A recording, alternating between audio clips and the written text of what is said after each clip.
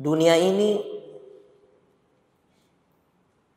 siang malam gantian.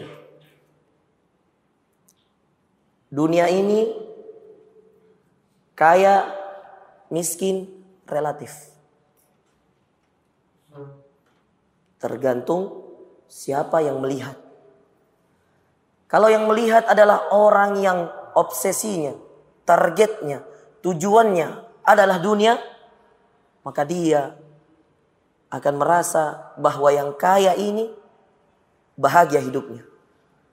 Tapi kalau yang melihat adalah orang yang akhirat tujuannya, kampung akhirat menjadi tempat terakhir bagi dirinya, dunia hanya tempat dia mengumpulkan amalan kebaikannya, maka baginya kaya miskin sama saja. Karena bahagia itu bukan kaya atau miskinnya. Dunia ini berputar. Tilkal ayyam nudawiluha bainan nas. Itulah hari-hari allati nudawiluha bainan nas, yang kata Allah kami pergantikan antara manusia. Saat ini Anda berasa dibutuhkan oleh orang lain. Kelak bisa jadi Anda yang akan membutuhkannya. Kisah. Di sebuah kampung terdapat seorang miskin, yang mana orang miskin tersebut tidak memiliki apapun. Kecuali dia adalah seorang yang bertakwa kepada Allah. Lalu dia hanya memiliki seorang anak saja. Istrinya sudah wafat. Apa yang terjadi? Suatu ketika anaknya diantar ke sekolah. Lalu kemudian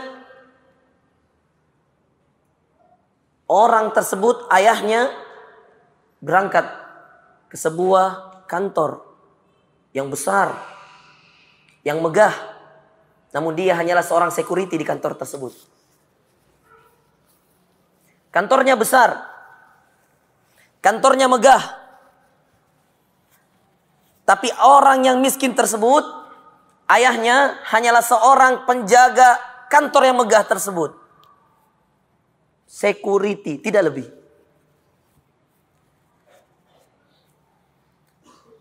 Hari-hari berganti. Tidak terasa security tersebut sudah bekerja 20 tahun lamanya di tempat itu. Anaknya beranjak dewasa. Suatu ketika security tersebut mengalami musibah. Musibahnya adalah anaknya terkena penyakit. Penyakit ginjal yang membutuhkan biaya yang besar. Ketika itu anaknya masih berusia 12 tahun. Ikhwan yang dimuliakan oleh Allah, apa yang terjadi? Security tersebut bergerilya mencari pinjaman. Bahkan dia katakan, saya rela mengerjakan apapun asal Anda memberikan saya pinjaman yang bisa membiayai operasi anak saya. Lalu kemudian dia carilah dari orang ke orang, dari tetangga ke tetangga, tidak nemu. Kemudian ada satu orang yang sangat kaya raya, yang semua orang menunjuk kepadanya dengan biaya sebesar itu, operasi semahal itu, hanya orang itu yang bisa membantumu. Datanglah dia ke tempat orang yang ditunjukkan, dan ternyata tidak jauh dari rumahnya. Apa yang terjadi ikhwas sekalian yang dimuliakan oleh Allah? Ketika diketuk pintu saja, kemudian keluar orang tersebut dengan pakaian yang seperti, ya security, mohon maaf. Mau seperti apa sih pakaian mewahnya security itu? Apa adanya. Orang yang kaya tersebut langsung mengatakan, kalau Anda meminta sumbangan, mohon maaf Anda salah rumah. Security belum mengatakan niatnya, sudah tersinggung dengan omongan orang tersebut. Pulang. Dia sholat. Dia berdoa kepada Allah. Minta jalan keluar. Apa yang terjadi ikhwan yang dimuliakan oleh Allah? Allah berikan kepadanya bukan jalan keluar, tapi bertambah musibahnya. Karena dia sudah tidak bisa lagi masuk kerja, masuk kantor, akhirnya dipecat.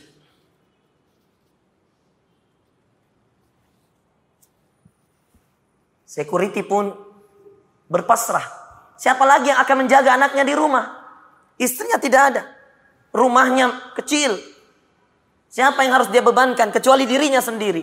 Maka dia tidak masuk kerja selama hampir 2 bulan lamanya. Wajar kalau dia dipecat. Security merupakan pekerjaan yang paling urgent dalam sebuah kantor besar, Pak. Nggak datang security, siapa yang mau jadi security? Masa iya deputinya?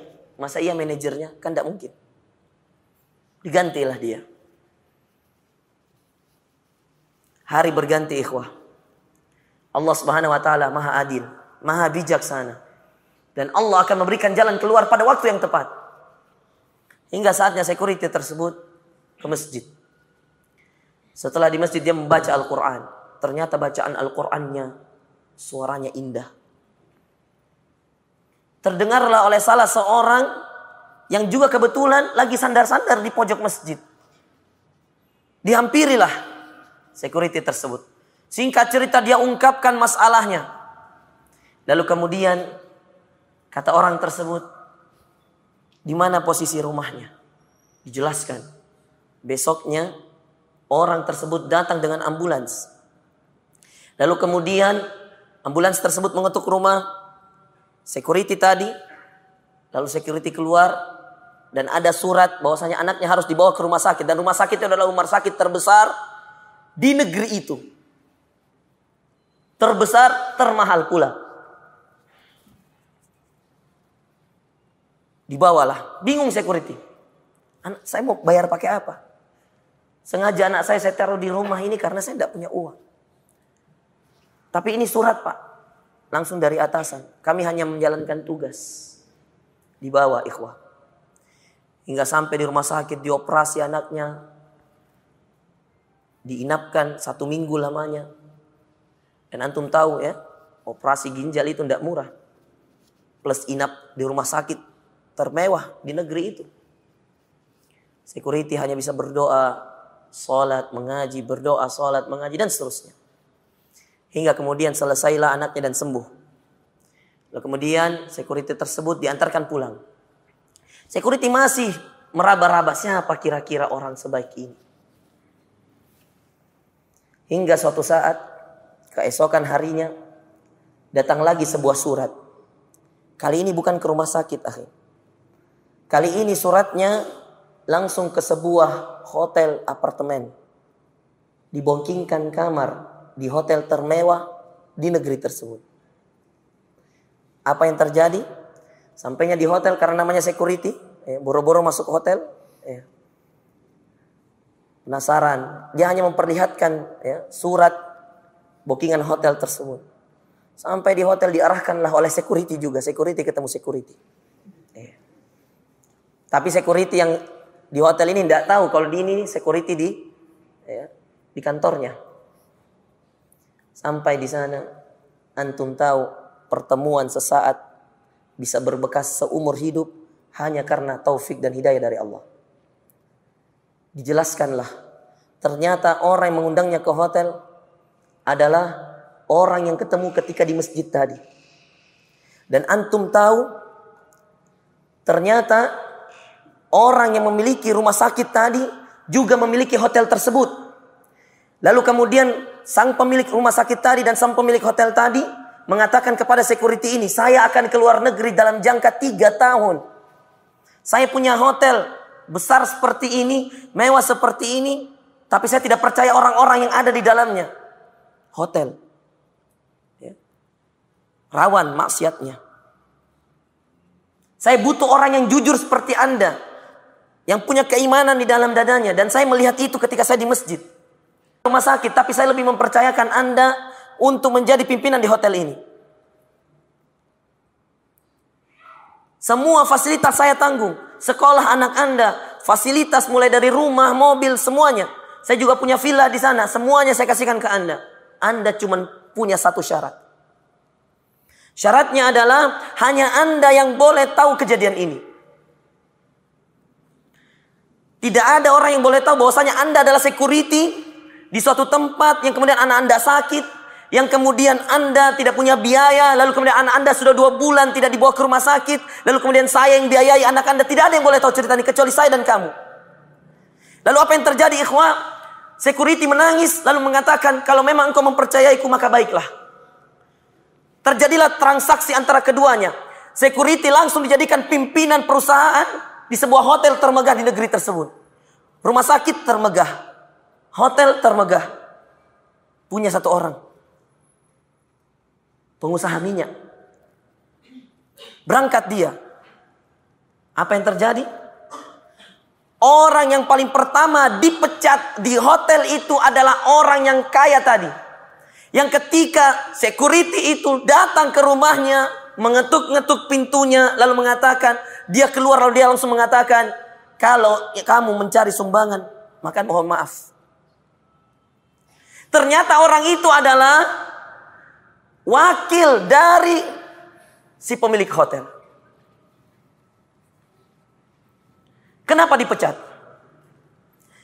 Ternyata mengusut, sudah berapa banyak orang-orang yang bermaksiat di hotel karena orang tersebut. Jadi akhirnya security itu melapor secara diam-diam kepada pemilik hotel. Lalu kemudian pemilik hotel langsung mengeluarkan tanpa basa-basi, karena dia yang punya hotel, surat pecat. Kepada siapa? Kepada orang yang kaya tadi itu, yang diamanahkan sebagai wakil. Jadi kalau orang ini tidak ada, pemilik hotel tidak ada, dialah yang terus mengurus.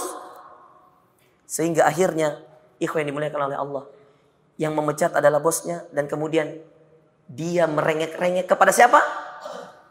Kepada security tadi yang sudah jadi bosnya. Tolong jangan pecat saya, berikan saya satu kesempatan lagi. Tilkal ayyam nudawiluha bainan nas. Ini karena tidak adanya cahaya. Ini karena tidak adanya pelita. Dan cahaya itu, sahabatku, pelita itu, sahabatku, adalah ilmu. Korelasinya adalah tidak semua yang kamu lihat di hadapan matamu itu rendah di sisi Allah. Dan tidak semua yang engkau lihat di hadapan matamu itu tinggi di sisi Allah. Allah lah yang memuliakan satu golongan di antara golongan-golongan yang lain. Allah juga yang mengangkat derajatnya satu kaum di antara kaum-kaum yang lain. Allah. Maka ketika ada yang membutuhkanmu, ingat Allah mengujimu.